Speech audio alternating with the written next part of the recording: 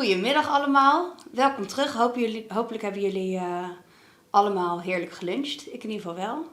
And I'm gonna switch to English also for our new guest, Greg Simidian from the Alley Venture, who is calling all the way from Mallorca, which is a bit sunny, as I understood, but also cold. So don't be jealous, people.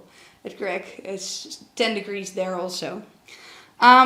And it's very interesting because Greg has quite a different background than maybe most of the viewers, or at least most of the people we hosted today, because he used to work in financial banking and the lawyers industry, and build products and data products for that industry.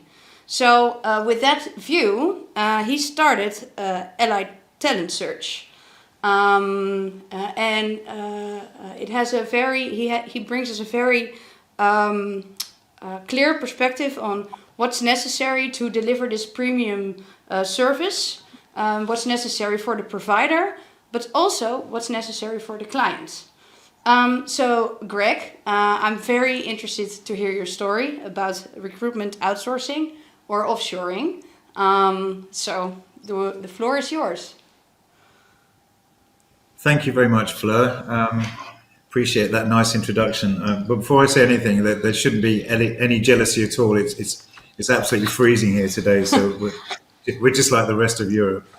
But look, maybe if I could just start by just first of all saying thank you to the VFN guys for the introduction, and also just to be upfront with everyone on this call. I'm not from I think Fleur just alluded to that, but I'm really not from a search and recruitment background, but my background, as Fleur said, was building high-grade sort of investment banking data products for people like Goldman Sachs and Clifford Chance. And the only reason I sort of bring that up is that we had an enormous amount of very young, very talented Indians producing sort of investment-grade data. So whilst I've had 2.5 years experience servicing this community, an awful lot of my life has been around sort of rigor and process and systems in order to sort of achieve very, very high quality outputs.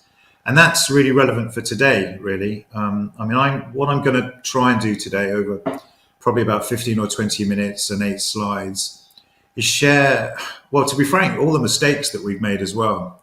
There's been an awful lot of learnings, as you would expect in a business that's 2.5 years old. You know, we've managed to acquire 54 clients. There's 116 of us. You know, we've grown very, very well. But there was some, well, to be frank, some really tough lessons. We lost some clients after about 6 to 9 months. And the things I'm about to show you are what we sort of call the fundamentals, if you like, or the bedrock or essentials that, if they're adhered to, basically result in a really positive outcome for your partner and also for you, hopefully. And the reverse is true as well. Again, in the spirit of extreme honesty, we were a bit relaxed about some of these things in the early stages. And they were catastrophic outcomes. You know, we lost clients and it affected our brand. So these are, if you like, these show the scars and the pain of what works and what doesn't, as it says in the slide. So the first one, and I apologize in advance if it seems, horribly obvious, but I'm going to have to reference Ally quite a lot during the course of this. It's not pitching you. It's kind of my frame of reference. But we run 3-week completely free trials, all in, dedicated analysts for the client. And it's amazing to us how many times at the end of that trial period, it sort of finishes like, great, really good quality, really like you guys. I'm going to have to think about it. And what we realize is that, and this is partly our responsibility as well, or your partner's responsibility, is really asking that big question: what am I truly trying to achieve here? And I've just, I've actually thrown up a few of the obvious ones here, ranging from I want to cost effectively scale my business to I'd rather kill myself if I hit another keystroke in LinkedIn to I want to spend time with my kids, at 7 o'clock or just do the stuff I love, my candidates and my clients. But unless that question is just nailed at the beginning with your partner, then how do you know you've been successful at the end of that trial period, or even actually just even 6 months in and 12 months in? All relationships have peaks and troughs. So one of the things that we've learned is having value check-ins, regular value check-ins around a pre-agreed context of what success looks like for you. And of course, that can change and should change, of course. Whether you switch from candidate resourcing to BD to CRM or time saving, I'll give you an example. I've got one client, and he just sees this as actually an employee benefit because his consultants hate doing research so much that it was a wave of goodwill when he introduced Allied to his consultants. There's about 7 of them all over the world, and then of course their productivity's gone up, but they're just happy campers. And of course, his kind of private objective was retention. We know how hard it is keeping staff at the moment.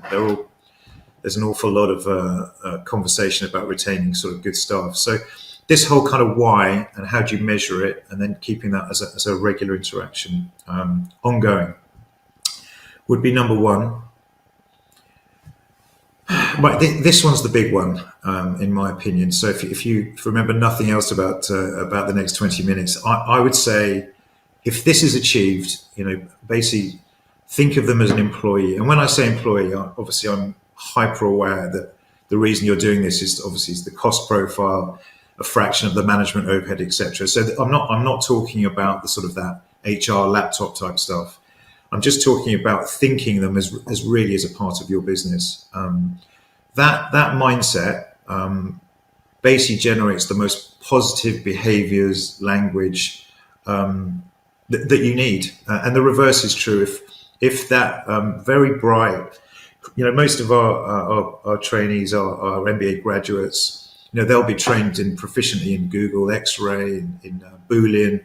Obviously, they're little LinkedIn Jedis. If they feel part of the family without being sort of too kind of over the top about it, we see incredible results. And we also see the reverse where meetings are skipped. It's clearly to them as a human being, as a transactional relationship, and it just fails, to be absolutely frank. We do see it. One of our responsibilities is to be completely upfront with a client about this. And this is what I'm hopefully trying to share with you today, that and it really isn't time consuming. And the other thing, just to sort of challenge the leaders on this call, it needs to be led from the front. And that's the other thing, that one of the mistakes that we made historically is when we win the hearts and minds of the principal who's writing the check and maybe a senior consultant, but that doesn't spread out to the other consultants served. So, and again, that absolutely needs to happen. And that, obviously that's us guiding, or your partner guiding, but also needs to come from the top. That's probably the most significant kind of success sort of criteria, if you like. And then, I'm not familiar with what my competition do or what your partners do, etc. But this in small letters, Ally. We learnt, and this is probably the single biggest challenge that we have, is keeping our clients on point with this. In my opinion, the recruitment community are probably the most time poor, along with investment bankers and lawyers, the most time poor sort of sector that I've ever encountered. So we see a massive sort of, I don't know, not a desire, but it's very easy to drop meetings when you're crazy busy, when you've got a client. But the implication's enormous. So, for example, we ask a client to follow this briefing call. So we personally won't take a brief over an email. We absolutely insist on a face-to-face call, just like this. And I know that you know this because, of course, I know everyone on this call is probably following this profile or this protocol with their clients. But that has to be carried down, again, in my humble opinion, down towards your partner. And again, it's always amazing to me that these things are dropped when I watch my clients be incredibly kind of rigorous with their clients in this process. But without a face-to-face call, you don't get the nuance, the emphasis, the detail. There's so much more information that can be shared on a call, even just 10 minutes. So that's kind of step one. The other protocol, which I would urge you to try, is ask your partner to write the brief. So it's something we started doing after about 4 months in, because we noticed there was miscommunication. I'm going to talk about this in a minute, a bit further back, about the second language, separate culture, different time zone. There is quite a lot against this relationship. So this protocol is if we write the brief or your partner writes the brief and sends it back to you, it's a fantastic way of seeing if you had the same meeting. And actually what we often see is the client will actually make amendments, not so much because the partner or we got it wrong, was just the discipline of seeing it written out by someone else means you make adjustments to it. So that's kind of a step that we would highly recommend. And then another thing that, and again, this was completely plagiarized from clients, have your partner share some data profiles, whatever it is they're producing for you, just a sample set. So we call those range finders or benchmarkers. And it's the same thing. It's a way of seeing if you had the same meeting, but from a profiles perspective. And of course, I'm talking about candidate research here, but it could apply to anything. This is the game changer in terms of what we call a quality jump. So I can only talk from our perspective. If we don't do this, if we don't make this step, this check-in, if you like, we can probably achieve around 65% maximum according to the brief. But if you take and it is literally 10 or 12 minutes to share on a voice note or a very short call, let's say I was your analyst, hey Greg, well done these 7. It's a yes, these 2 or 3, maybe not, this one definitely not. And the why. That will take you up to high 80s, early 90% in terms of relevancy to the brief. It's such a tiny investment of time. For us, we've literally we've got to get tracker dogs out to get the client to do it, but we now call that an essential. So we won't release the final kind of final market map or final long list until the client's actually done that. And then the other lovely byproduct of that is there's an innate learning process with your partner with those interactions. They are in real time learning. Well, to be frank, all your idiosyncrasies as well. Everyone will have a certain style and expectation, but also all that sector knowledge and your expectations. What does a good profile look like? It's the why pit is a game changer from the short term outcome, and also the eventual success of the relationship as well.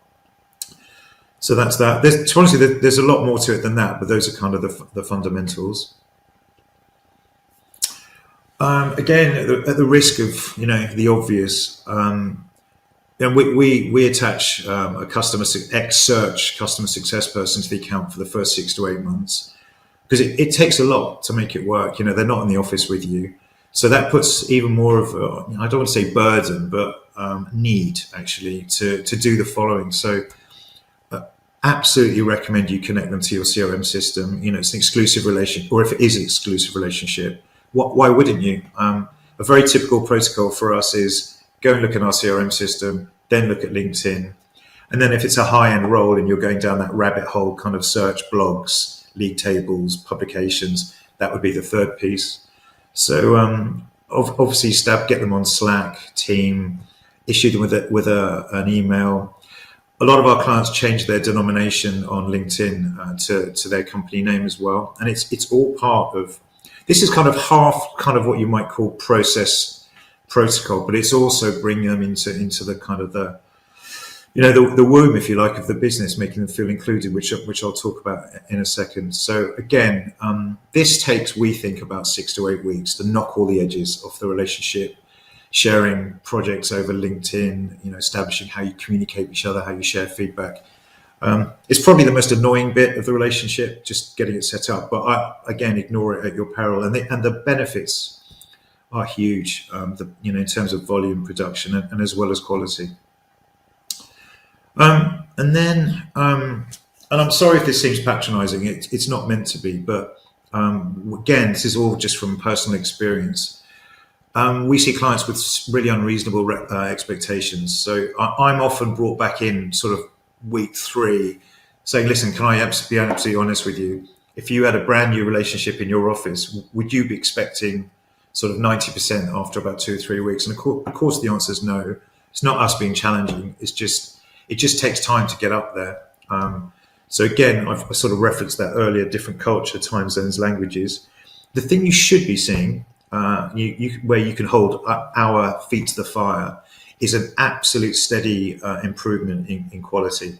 and volume to a certain extent as well. So without that, then obviously you should be asking questions, but just very respectfully to all the people on this call, just remember it is a brand new relationship, and it takes some effort on your part and time just to get there. There's, as they say, there's no overnight successes. And then the last bit, really, this is the last slide, is again hilariously obvious, but super bright young person, as I said, really well trained, totally aligned to you. If you think about it, you're putting in putting in their hands an unbelievably important part of your process. So the more they feel at a human level connected to your organization, to be honest with you, the quality gets high. This is how you keep the person in the role. This is how you keep the quality there, as well as the processes I've sort of shared earlier. So the most important one is have a really authentic weekly review. Our favourite question is what went well and what didn't. So we call that the head up meeting rather than head down, talking about specific projects. The source strategy, etc. This is your chance to say, guys, this is really impressed with this, going great. This area needs tweaking.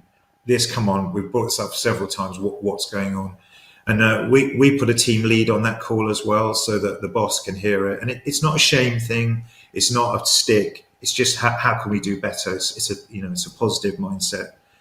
And the other thing, I mean, to be honest with you, these are just a couple of examples. It's really obvious. Some of our more enlightened clients share Amazon vouchers. It's got nothing to do with money, to be honest with you. So I think it's 50 US they send most of the time, but it's all about recognition. They send it to their parents, their aunts, their uncles. And again, I know everyone knows all this stuff, but I just wanted to actually just sort of bring this front and center just as a healthy reminder.